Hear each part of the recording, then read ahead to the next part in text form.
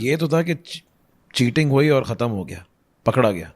ایک ہے وہ رک ہی نہیں رہا, اسٹل چیٹنگ. اگر یہ عادت بن چکی ہے اور لت بن چکی ہے تو اس کے اندر 2-3 سچویشنز بنیں گی آبجیکٹیولی. ایک یہ ہوگا کہ وہ کمزور ہوگی اور وہ ٹوٹ جائے گی. نارملی ہسبینڈس کرتے ہیں یہ کام. جی, عورت بھی چیٹ کر سکتی ہے, ایسی بات نہیں ہے. مرد اگر کنٹینیو رکھے گا نا تو مرد اس سوچ سے کر رہا ہوگا کہ اب میں ایکسپوز تو ہو گیا ہوں, میں اسے اتنا کرش کر دوں کہ یہ مجھے اس گندگی, اس کو میں اتنا مینٹلی کرپل کر دوں کہ یہ ایک اسٹینڈ نہ لے سکے میرے آگے, اور یہ ایکسیپٹ کر لے اور نارم بن جائے.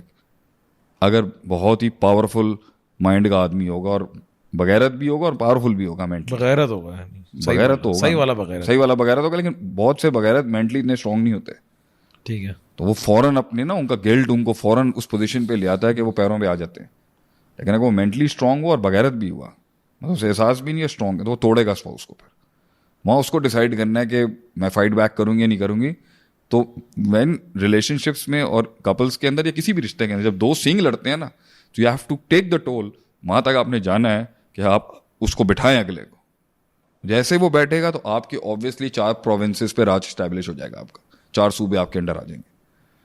یہ جو ٹگ آف وار چلتی ہے اس ٹائم, اگر وہ فائٹ بیک نہیں کر رہی اور وہ خاموشی اپنا رہی ہے کہ میں ایک انویسٹمنٹ لے رہی ہوں یہاں پر, یہ کر لے جو کر لے, ایک نہ ایک دن تو اس کو ایسی منہ کی پڑے گی, میں اللہ پہ چھوڑتی ہوں, اور ڈیفینیٹلی ایک دن یہ قدموں میں ہوگا میرے, اور ہم ویٹ کر سکتے ہیں کہ اس کے ساتھ ایسی بری اور ہوگی, ڈیفینیٹلی ہوگی.